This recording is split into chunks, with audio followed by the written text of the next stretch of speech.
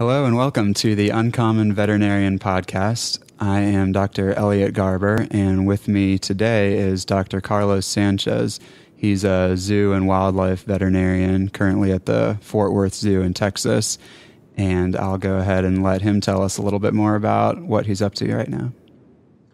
Hi, everybody. Thanks, Elliot, for the invitation to be on your podcast. It's a great pleasure seeing you after so many years being your mentor at National. So right now I'm at the Fort Worth Zoo. It's a typical Sunday here, just basically waiting for any emergency to happen. Sundays are quiet days. I'm an associate veterinarian, a senior associate veterinarian at the Fort Worth Zoo. And my main responsibility here is basically to take care of the health of the collection. Mostly we have a large amphibian, reptile collection, avian collection, but also we have a large number of hoofstock. So it's a lot of variety on a day-to-day basis. Okay, that sounds interesting. And I know you're also involved in some of the larger kind of zoo and wildlife community efforts. And so maybe you could just tell us what you're doing with that. Yeah, we all the zoo vets try to be involved one way or another on conservation projects or field projects. My main interest is the combination of conservation or field projects with outreach or training. My focus has been Latin American because of my background. So I always try to have a local vet on my projects to try to train that person. So eventually that person will take over that local project. It doesn't make sense to me to go there for 2-3 weeks when they can have a full-time vet that is fully trained to be there, doing captures or doing immobilizations for a month or two, something that I definitely don't have the luxury to do. So something that, we started with a colleague, another Mexican veterinarian in the States. It's an initiative called Latin Vets, and it's basically started as a group of friends located in different countries, mostly Latin American, and the two of us in the States, sharing information about cases and different opportunities. The community has grown in the past 10 years. Current numbers are close to 1,500 people, mostly veterinarians from every country in Latin America.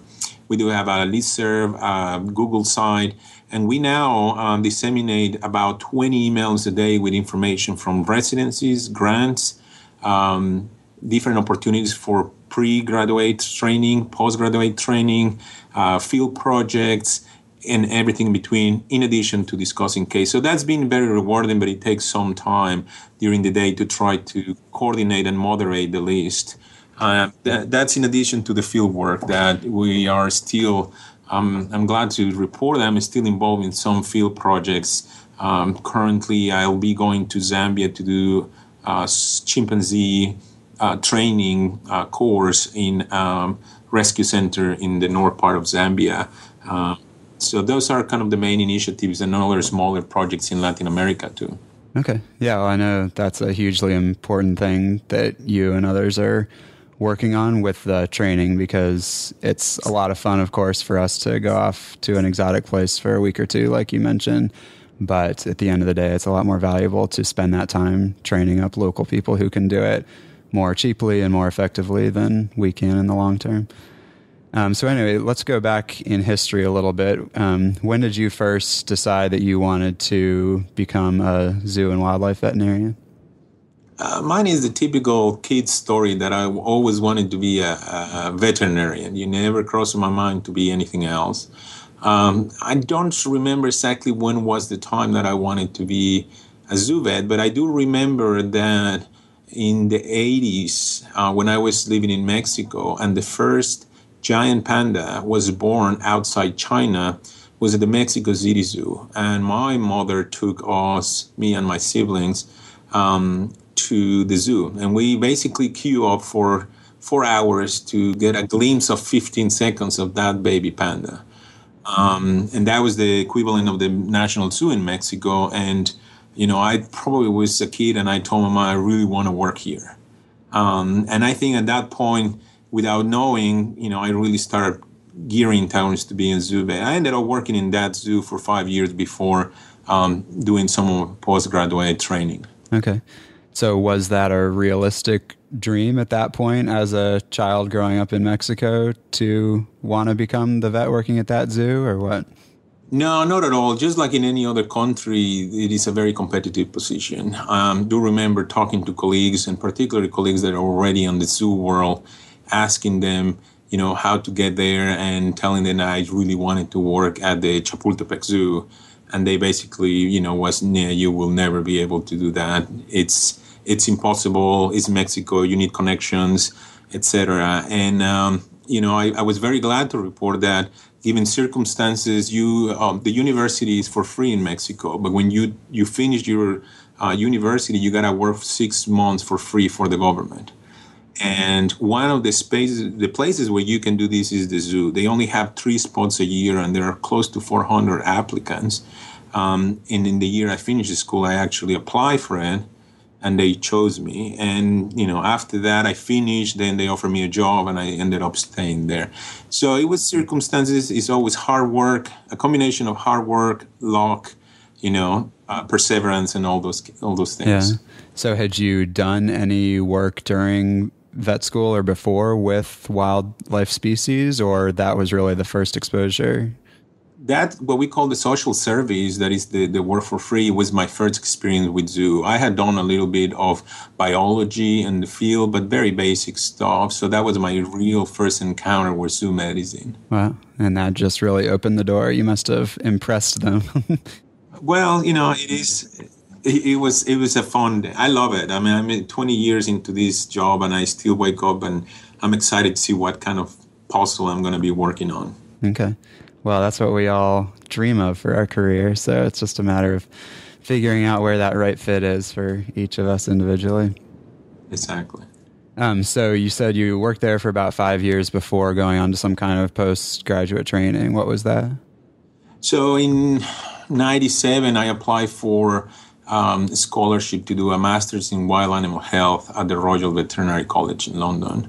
And I didn't even speak English. I didn't speak English at the time, so it was a hard one for me to apply.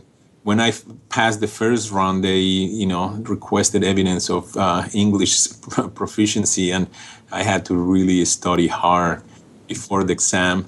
So at the end, I worked out. The British government gave me a grant to do that, and I went to live in the UK for 16 months doing an MSc at the Royal Veterinary College. It's a joint program with the Institute of Zoology in London. So it's a lot of wildlife, and you rotate through the vet school, the zoo, and the Whipsnade Wild Animal Park, and then you can do your project whether in your home country or in the UK. So it was very, that was for me the place where I actually saw that I didn't want to be just a clinician in zoo medicine, but I wanted to participate in conservation medicine. Okay. Now, do you know if they still are doing similar scholarship programs for people from other countries? They do. The UK government has this program called Chevening Grant, and also the ODA, that is the grant that I got, Overseas Development Award. That I think is being cut off in several countries, but the Chevening Award is something that they still do. The master's is not cheap, but definitely I would encourage anybody that has interest in that master's to look into that and possible finance through the British government. Okay. Well, I'll make sure to get a link to those programs on the blog post that'll go along with this so that people can find their way towards those applications. Yeah, definitely. And so did you go back to Mexico for your project then? Or? I didn't do my project in Mexico because the British government also requires that if they finance your studies, you had to go back for a year at least after you finish. So they basically trying to avoid the brain drainage that sometimes occurs with training. So I knew I was going to go back to Mexico, so I decided to stay in the UK, did my project there. But I did go back to Mexico and work for a year and a half at the Mexico City Zoo again before applying for a residency in zoo medicine in the United States. Okay. And did you get picked up for that the first time around? Yeah, and that's another cool story. And I say cool because when I flew back from London to Mexico, I asked the British government through the British Council to sponsor me to go into the Zoo Vet conference. and they did. And that was my first zoo vet conference, and I met a lot of very nice people that are now colleagues of mine. But then starting to ask about residency opportunities, I realized that it was not going to be easy. Very few, very competitive. And, by 2000, never a Latin America had been chosen to do a residency. And so my chances were pretty slim. I was told to apply to, not big residencies such as National Zoo or San Diego, but to do Oklahoma City Zoo, smaller ones. But being me, I did exactly the opposite. And I sent my papers to National Zoo. And in 2000, I was the first Latin American ever accepted into a residency program, zoo medicine, in the U.S. Wow, that's awesome. Congrats. Thank you. Yeah, so have there been others since then? There's been only two more. Another Mexican that he was a resident in San Diego a few years ago, and a Costa Rican guy just recently at the University of Florida. But as you know, these programs are very competitive, even within the States, so it is hard for any foreigner to match in those ones. Yeah. It seems like even for my peers who now are 3 or 4 or 5 years out of vet school, there are still people who have done kind of one internship after another, working towards applying that, doing other types of degree programs, just hoping to finally get accepted to a program. And I know that that's what it takes. So it's a long road to really be able to pursue that. But if that's what you want to do and you know that you can make it work with the rest of your life, then that's awesome to go for it. So it's always what I tell my students, it may take longer than you expect. I mean, I came to do my residency already with 7 years of experience. But if you want it hard enough, you'll get it. And so that's also my recommendation. Yeah, because everyone else weeds themselves out eventually. So only the really persistent ones stick around. Yeah. Well, one thing that I've been thinking about and learning from some other vets more recently is that it seems like there are other routes for veterinarians into especially kind of the wildlife conservation side of the work. Not as much to be a zoo clinician for that. It seems like the residency program really is pretty key. But by doing different types of graduate degrees or experiences that you put together, it seems like you can find gainful employment now working with wildlife species in other sorts of contexts. So that's been encouraging for some people. Yeah, definitely. In the past 10 years, I'd say that there's been more opportunities in the wildlife arena and the conservation medicine, the One Health initiative. So you don't necessarily need to be a zoo veterinarian or a clinician to do wildlife. In fact, several of my students are now linked to One Health, for example, One Health Alliance or WCS field veterinary programs without ever having to do residency. They went for PhDs or post DBM degrees, and that has actually given them the tools to participate in disease ecology or epidemiology, manage a population, etc. So there are many different opportunities now, and I think that's the beauty of the field right now. Yeah, I agree. So maybe we could just hear a little bit about how you see the current situation for foreign veterinary graduates who want to do some kind of training in the U.S. I know that you're kind of an expert because of your own experience. Yeah, I mean, I'm glad you asked this question because I get emails all the time of very enthusiastic vets or vet students that want to come to the U.S. to either do an internship or residency or even work. And sometimes it's not clear. And I also learned the hard way up here, knowing the different kind of visas that you need or the different kind of permits. So it is complex. But basically, if you are not graduated from the States, you need to be licensed in the States. And very few schools outside the States, I think there are 9 only, that are accredited by the AVMA. If you're not from one of those schools, then you need to go through a process called the ECFVG through the AVMA. And the process probably will take between 16 to 36 months, depending on how fast you want to do it. And it basically consists in a couple of exams and English proficiency, etc. Once you have finished that, then you have a U.S. license. You still need your state license. But then you go into the residency programs. Now, the residency programs, they are divided into grossly for the people abroad, is the ones that accept foreigners and the ones that do not. And the first thing I would advise anybody that wants to do an internship or a residency is to contact the institution and ask directly, do you take a foreign veterinarian? And that's, the answer is you need a license. So the answer is no, because it will take 16 to 30 months to get a license. So if they say yes, because by law, if you are doing an internship or a residency in a school, you're working under the institution's license. So that is why you see so many foreigners in universities, because they are working on that license. You don't need a U.S. license, a personal U.S. license. So that probably is the best option for foreign graduates to look into universities programs, either for residencies or internships. And once that you clarify that they take a foreigner, then go through the different channels, because you may need to come in a J1 visa, which is a research associate invited to be in the country, or an F1, which is a student visa, etc. But that will, be defined by the program. If you have the backup of the program, they will help you to get that. But it is important that you find out if you need a U.S. license to do a program in the States, whether it's, internship, residency, or anything else. Okay. Yeah, that's really helpful. I know that at Tufts University, when I was in vet school, we had several European vets who were doing internships or residencies. So I imagine that's probably how they were there without having to go through the long process. Yeah. The thing is, and this has to be very clear, is once you finish your residency, that doesn't mean you can work in the States. You still need your license. And a lot of people didn't know that. And you finish your residency and you think, okay, I'm ready to work in the States. No, because normally you were working under the institution's license. And then you still need to go the ECFVG program. Okay.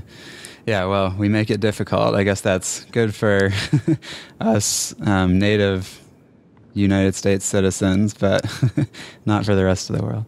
There is a lot of debate right now about that, because there are areas, particularly not the areas that we're interested on, but like food production, where, there is a shortage of veterinarians, and there's been some talks about, opening the borders to allow veterinarians to at least fill up those spots. Mm-hmm. Yeah, I've heard a little bit about that. Well, so that is helpful about some of the steps for foreign vet grads.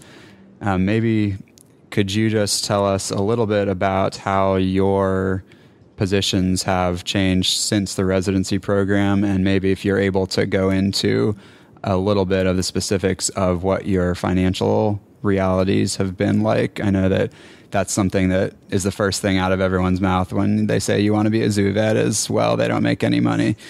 And so you have to really love it. And I know there's some truth to that, but I think that it's not quite as black and white all the time either. So totally agree. I don't think it's black or white, but I think that it's a discussion that we have to have. And I think you've been very good about talking about this on your blog. And I think that is very important because it's absolutely true. A lot of the students have the drive to do this and want to do it, but then when they see numbers, it's really hard.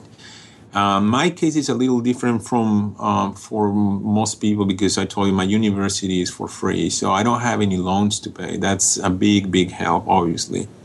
But I have mentored over 25 students in the past years, and I can tell you that for most of them, it is difficult to try to balance a passion, which is zoo medicine or wildlife medicine, and the reality of life and getting a job that pays well. But I think that it depends on flexibility and also opportunities that are available out there. For example, my salary as a resident was the average, resident salary back in 2000. It was like $30,000, which was not bad. But then you need to consider where you're living. I mean, this is Washington, D.C., and it was expensive. For me, it was okay. I was living in a one-bedroom apartment with almost no kitchen for 3 years. Then the job actually at National paid really well. It was a good job, and I could potentially have a pretty comfortable life doing that. The reason why I left National is just because I wasn't doing as many clinics as I wanted. I was climbing up the ladder, and I was a supervisor, and I was doing more meetings and paperwork. And I know you want to ask me one of the things that I don't like about my job, and that's it, meetings and paperwork. And I think it's in any job that is kind of the drag. And so I left National and moved to Chicago, and it was well paid, but Chicago is an expensive city, and I didn't know that. I thought that it was going to be comparable to DC. Ended up being a little more expensive as far as gas and food and that kind of stuff. So I didn't take a big pay cut, but on the long term, I wasn't doing as well as I was doing in Washington. When I got the job that currently I have, and I can give you some, estimate amounts. It was definitely, between $75,000 and $90,000. Okay. I thought, man, I'm taking a big pay cut in this job, and but I thought this institution was a better match for me, and I was a better match for them, so I took it. And to my surprise, Texas is a pretty cheap state to live on, rent-wise and food-wise. So putting the numbers together, I think is pretty similar to what I was making in Chicago. But now I live really close to the zoo to the point that I'm biking. So wow. 6 months, I have spent $50 in gas, for example. That's great. Which I was spending $200 a month before. Oof. Wow. So at the end, it kind of compensates, but you need to find out, where are you going to live? Mm-hmm. And, definitely zoo medicine doesn't pay as well as other fields. That's a given, but doesn't necessarily mean that you cannot either supplement your income or not have a good, decent living. I always say that if, when I first moved to Texas, if I need to do a little bit of private practice, I'll do it, and that supplement my income. I haven't had the need, because one of the other things that I do is I consult with zoos in Latin America. So they take me for a week or two, and I charge them for my services. So that kind of is private practice too. Depends, you create your own opportunities too. Okay, that's interesting. I didn't know you were doing that on the side. There is a lot of need in Latin America, and because the three people that have trained in the States from Latin America, I decided to stay in the States. The other Mexican is working in a university in the north part of Mexico, and Rolando is back in Costa Rica. But there is not a lot of formally trained veterinarians, and there is the need. And now the standards have changed. There are 4 zoos in Latin America that are accredited by the AZA. And they want to step up their level of care, the level of medicine. And through Latin vets, people got to know me, and then now I go and train their vets, or for difficult cases, they call me. And we just had a case last year in which I was invited to do the immobilization of a male African elephant for a dental procedure. I invited the dentist that used to work with me at National to go with us. And basically, we went down there, and this is the first time an African elephant is anesthetized in Latin America for a procedure like that. And they didn't want to do it without the expertise. Unfortunately, we've had that experience. So this is the kind of stuff I do. I don't make a ton of money out of it, but I get my expenses covered, and I get the satisfaction of training some colleagues too. Okay. Yeah, that's really cool. So you said that you decided kind of that you wanted to be able to stay involved in the larger conservation type work along with the clinical medicine on individual animals. Do you feel like you're at a good mix of that now, or do you see that changing for yourself somehow? When you work in a zoo, I love my job, really. It's very interesting, A week ago, I was attending a birth on an elephant, and tomorrow I have a cheetah endoscopy, but you always want to do more wildlife. I think we all that like wildlife, we really like to be outdoors and do a little bit of exercise and do the dirty work and do slides in a boat and that kind of stuff. Yeah. So I hope I can do more, but sometimes I feel I have enough on my plate, and the time is just not enough to do all the different projects that I'm invited to. But something that I decided to do in order to get myself more involved is, after being chair and co-chair of the International Committee of the American Association of Zoo Vets, I actually kind of left all the different commissions there, and I was invited to participate in the Wildlife Disease Association International Committee and the Student Activity Committee. So I'm active in those two, and I try to go to the WDA conference every year to be more involved in what's happening in the wild. In addition, I do have a couple of field projects, one in Mexico doing California sea lion ecology and ecology of diseases studies. And we have one big project here with Jamaican iguana. Jamaican iguanas are very endangered, and basically we are doing Head Start projects, which is breeding in captivity and then doing studies in the wild for release.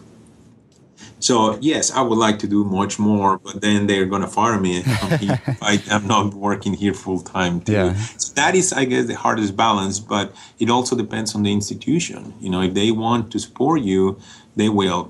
This project in Zambia, they were all open, and they're going to support me not only with my salary when I'm away, but also we are going to send some equipment, and we're going to take some supplies with me. Okay.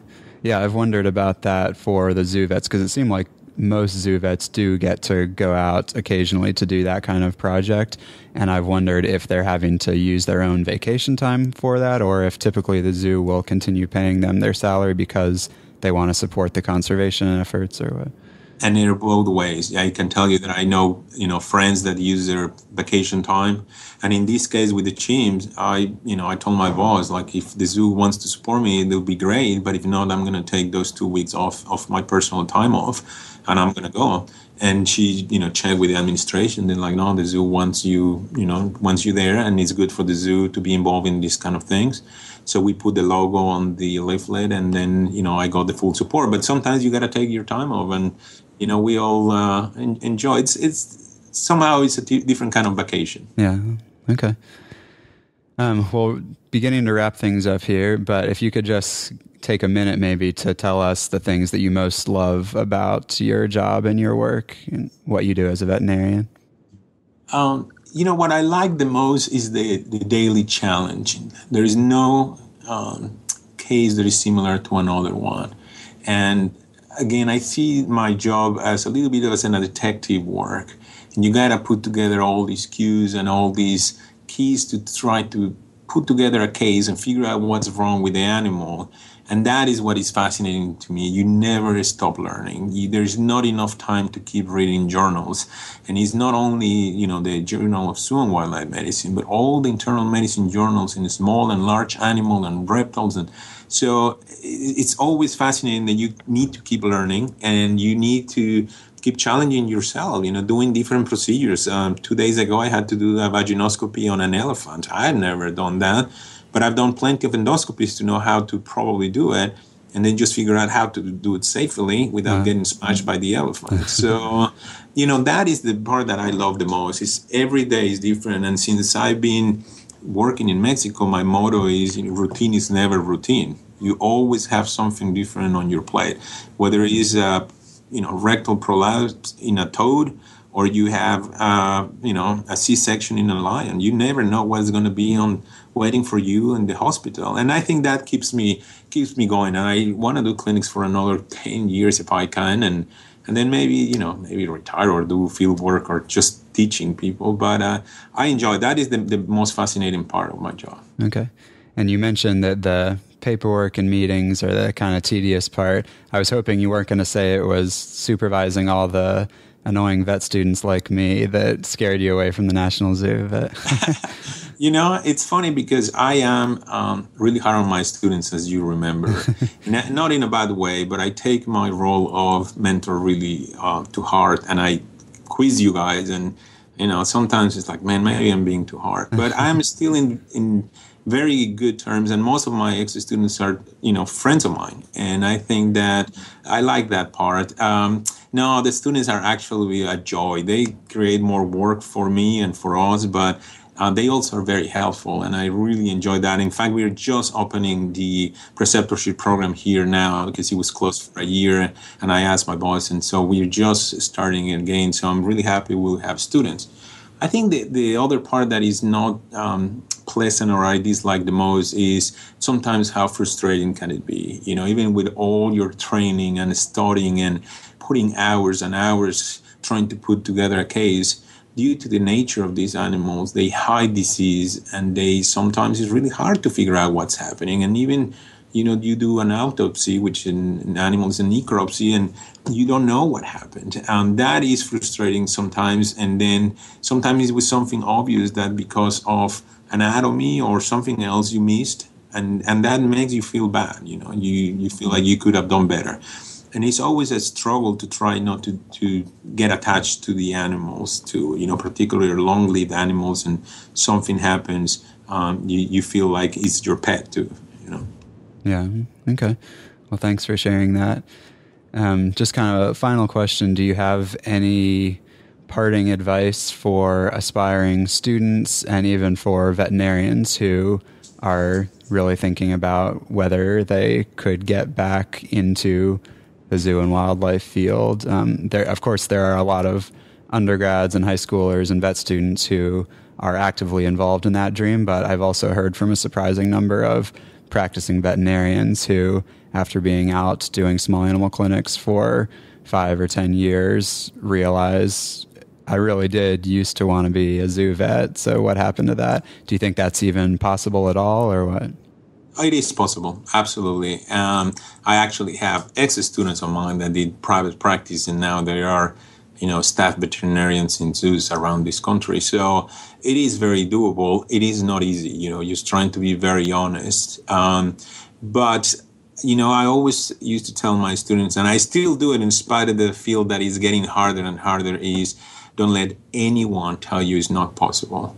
It is totally possible. If you had told me 15 years ago I would be a senior veterinarian in a top-notch zoo in the U.S., I would have said impossible. So, or I would have been a resident at National Zoo, I would have said no way. So never ever let anybody to tell you it's not possible. Yes, it may take longer than you expect. Yes, it may be harder than you thought.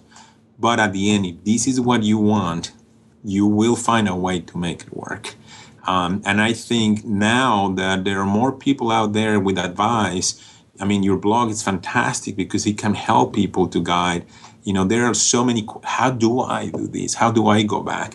This student of mine, I'm telling you, I'm not kidding you, 5 years in private practice, she called me one day and said, I want to be a zoo vet. What do I do? Go to the zoo vet conference. I don't know anybody. I'll introduce you to everybody. We spent a whole week just introducing to people. Next year, she was an associate vet in the zoo in the Southeast. Wow. And it's still there. Huh. Yes, it's not the case for everybody. And sometimes you got to do, she got really, really lucky under a series of circumstances. But you still can do an internship or residency. And if you are a vet already in the field and, doing a small or large animal medicine, what I would strongly recommend is to start volunteer at your local zoo. 1 day a week or 2 days a week, whenever you have time, they start getting to know you. You start getting a little bit of this fix that you have to do zoo medicine, and you never know what's going to happen. In a year or two, they may open a new position, and they already know you, know your ethics, know how well you work, and they may take you. And that's how it happened with this friend. Wow. So do you think that a lot of zoos would take a veterinarian as a volunteer? I think people just assume that because there isn't an official program, then they can't do that. But well, I think there are a number of zoos that will actually do it, and I know several that do it. And it's just not an internship or a residency. You're not there to be trained. You're there to be helped. And you are a veterinarian. There are some procedures that, yeah, sure enough, you probably don't know how to do it. But once you've gone in the ropes of the place, there are procedures that you can do easily. I mean, you can do an exam in a lynx, just if you used to do exams in domestic cat. Mm-hmm. You can probably do anesthesia and immobilization and exam in a wolf, similarly with, that you used to do with a dog. Sure enough, you got to learn, how to anesthetize a wolf versus a dog, physical, chemical restraint, but there are other vets there that will assist you with that. And I think that will be, for those people that really residency is not an option, I think volunteer, it may give you, if you don't end up with a full-time job, it will also give you the reward of doing something you're passionate about and is, involved in this field. Okay. Well, that's encouraging. I know even for me, I still have thought about trying to go the clinical zoo route in the future. I don't think I probably will, but it's always been kind of a pipe dream. So we'll see what happens. Well, I'm sure if you decide to do it, you'll do it. Yeah. Well, thank you for the encouragement. Well, I think that about wraps up the time that we have. We'll be sure to put up links to all the different programs we've discussed on the blog post. Hopefully you can get a few cool pictures of you working with some interesting animals. Yeah, absolutely. And again, this is Dr. Carlos Sanchez. He's now a veterinarian at the Fort Worth Zoo. And thanks for joining us for the Uncommon Veterinarian podcast. Bye, Carlos. Thanks, Elliot. It was great seeing you again. Thank you. Bye-bye.